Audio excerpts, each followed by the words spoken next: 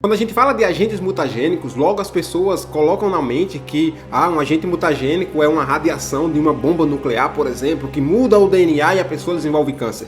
Pode ser? Pode. Mas se você sabia que você também pode ter como agente mutagênico simples composições dos alimentos, como por exemplo, os fungos presentes em amendoins? E não sabia disso? Então acompanhe comigo a aula de hoje que a gente vai falar sobre os agentes mutagênicos que causam mudanças no DNA. Fala meu querido, fala minha querida, prazer, meu nome é Luiz, para você que não me conhece, eu sou professor de biologia. A aula de hoje é uma continuação das aulas passadas, que eu já falei de DNA, replicação, transcrição, tradução, mutação gênica, mutação cromossômica, que foi a aula passada, e hoje nós vamos aprender sobre os agentes mutagênicos. É uma aula bem curtinha, cerca de 5 minutinhos, que a gente vai aprender o que é que causa essas mudanças no DNA que vai resultar nas mutações, fechou? Então, sem mais enrolação, o slide já está na tela. Veja só, pessoal, os agentes mutagênicos, a gente tem que ter em mente que são agentes causadores de mutações no DNA. E eles podem ser naturais ou podem ser artificiais. Os agentes mutagênicos naturais são aqueles que são encontrados naturalmente na natureza. Quer um exemplo clássico? A alfa-toxina do fungo Aspergillus. Se você observar nos amendoins, pessoal, aquele amendoim podre, quando a gente está comendo amendoim, que tem aquele amendoim podre, o que é que a gente faz? Geralmente a gente tira o amendoim podre e come os do lado, os amendoins vizinhos. Mas veja, aquela podridão causada por fungos, principalmente do gênero Aspergillus, tem uma composição chamada alfa-toxina. E não adianta a gente remover só o amendoim podre, porque como é um fungo ele cresce por meio de suas células chamadas de hifas, e essas hifas infectam os fungos, os grãos de amendoim do lado.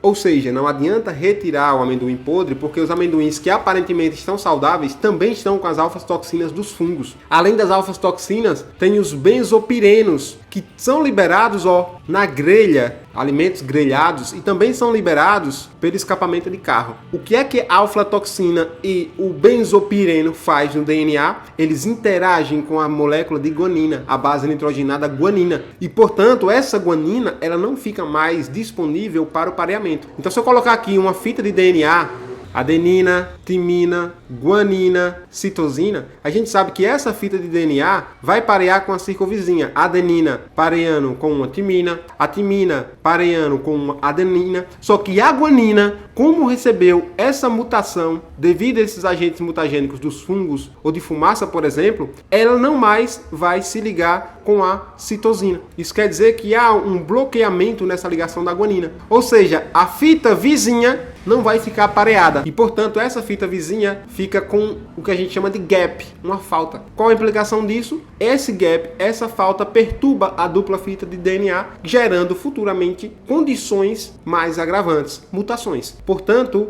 as mutações naturais encontradas em fungos, encontradas em fumaças, por exemplo, afetam a base nitrogenada guanina. Além disso, mutações naturais também podem ser as desencadeadas pelos raios ultravioleta do Sol. No raio ultravioleta, a base nitrogenada que vai absorver esses raios não é a guanina. Absorve, mas quem absorve mais é a timina. Observa aqui nessa imagem do lado, nós temos aqui as ligações acontecendo entre as bases nitrogenadas, só que depois da exposição da radiação ultravioleta, a timina não está pareando com a adenina aqui da frente, mas sim a timina está pareando com outra timina. Quando a timina está pareando com outra timina no mesmo lado da fita, a gente chama isso de dímero, porque vem de dois. Dímero de timina. Acontece que esse lado da fita agora, pessoal, ele não está pareando com ninguém. Então a fita também perde a sua estabilidade, assim como eu falei anteriormente. Aqui são as mutações naturais. Agora as mutações artificiais são aquelas causadas pelo homem. Por exemplo, radiação nuclear em usinas ou bombas. Nesse tipo de radiação, a gente chama essa radiação de radiação ionizante, porque essa radiação tem uma elevada energia devido aos raios alfa, beta, os raios gama. Essa elevada energia desestrutura as bases nitrogenadas, gerando íons nas bases nitrogenadas. Ou seja, turma, se eu tenho uma base aqui, adenina, que ela sofreu por radiação ionizante, essa adenina agora ela fica interagindo com várias moléculas ao mesmo tempo.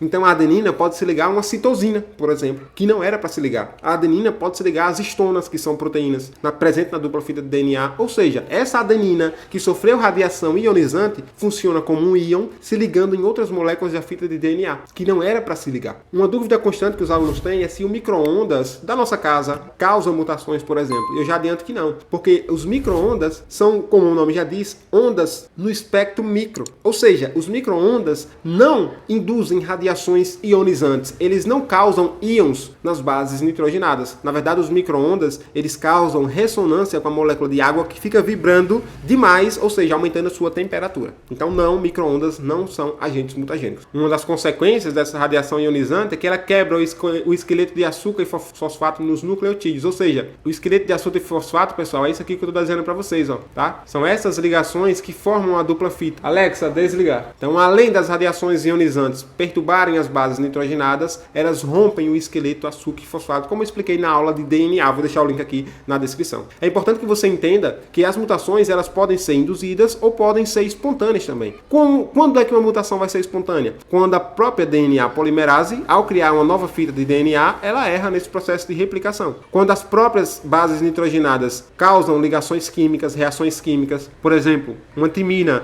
interagindo com uma citosina que está do mesmo lado da fita. Então essa timina é para interagir somente com a adenina, mas na verdade ela começa a interagir com a própria citosina. Então isso também é um tipo de mutação espontânea. Ou quando na meiose, ou seja, na separação dos cromossomos, há algum erro, como eu expliquei na aula passada sobre mutações cromossômicas. Durante a meiose, quando a gente forma o espermatozoide ou óvulo, o DNA ele tem que ser dividido equaniamente, ou seja, nós temos 46 cromossomos em uma célula. Quando forma um espermatozoide, esse espermatozoide tem que levar 23 cromossomos, porque esses 23 vão se ligar com os 23 do óvulo. Só que se o espermatozoide leva, por exemplo, 24 cromossomos, ele está levando um cromossomo a mais. Ou seja, aconteceu um erro, aconteceu uma mutação que foi espontânea. E algo que você tem que ter noção é que as mutações elas podem ser benéficas e também maléficas. Se nós estamos vivos hoje, é graças às mutações, ou seja, mutações que foram benéficas. As mutações, portanto, elas são a matéria-prima da evolução, pessoal. Porque a seleção natural, ela age justamente sobre a mutação. Veja, se eu tenho, por exemplo, um lagarto que desenvolve um rabo maior e esse rabo permite maior equilíbrio, maior velocidade na corrida, veja, esse rabo maior foi fruto de uma mutação. E essa mutação foi benéfica para esse lagarto e, portanto, essa mutação ela vai perpetuar e ajuda esse lagarto na sua sobrevivência. Agora, se eu tenho uma mutação em que o lagarto perde, por exemplo, a sua audição ou ele perde a sua visão,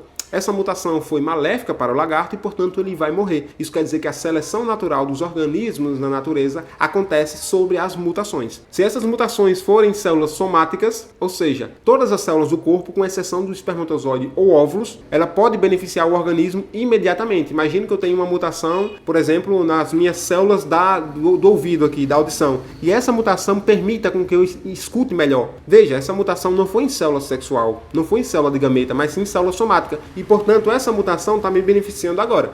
Agora, se a mutação ela é em célula germinativa, ou seja, espermatozoide ou óvulo, ela pode favorecer a minha prole. Se eu tenho uma mutação no meu espermatozoide, não vai ter implicação nenhuma para mim. Mas o meu filho, por exemplo, recebendo essa mutação benéfica, ele será beneficiado. Agora, as mutações podem ser maléficas e o exemplo mais clássico é a mutação no câncer, por exemplo. A gente viu na aula de mutação gênica que nós temos genes chamados de oncogenes que geram proteínas oncogênicas que aceleram a divisão celular. Se esse oncogene sofre uma mutação em que acelere ainda mais a taxa de divisão celular, essa célula vai se tornar uma célula cancerígena. Por exemplo, o oncogene recebendo uma mutação de ganho de função, ou seja, a célula vai se reproduzir muito mais. Mas calma, uma vantagem é que, ainda que as mutações não nos dê superpoderes, como por exemplo um tal de Wolverine, todos os organismos sofrem mutações e seguem mudando, até mesmo nós seres humanos. Se você tem tolerância à lactose, ou seja, você bebe leite, é uma mutação que perpetuou e é uma mutação que te ajuda a beber no leite. Só quem é intolerante à lactose sabe o quão chato é você ir para todo lugar e ter que tomar uma enzima para digerir a lactase. Agora, se você tem uma mutação, por exemplo, que seus olhos são azuis, veja, é uma mutação. E pessoas com olhos azuis, é um olho realmente muito bonito.